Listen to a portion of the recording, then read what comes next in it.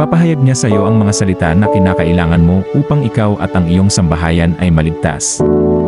Batay po sa atin na basa, kinakailangan po natin ang salita ng Diyos upang tayo ay maligtas. Taliwas po ito sa sinasabi ng ilan na hindi na kailangan ito, ayon din po sa Roma Kapitulo 10 versikulo 17. Ang pananampalataya ay nanggagaling sa pakikinig ng salita ni Kristo.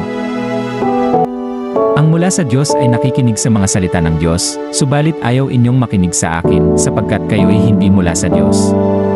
Ayon po sa ating nabasa, kapag hindi daw po tayo makinig sa salita ng Diyos, tayo ay hindi sa Diyos. Ang Panginoong Jesu Kristo po ang may sabi nito. Paano po tayo masasabi na tayo ay tunay na alagad ni Kristo?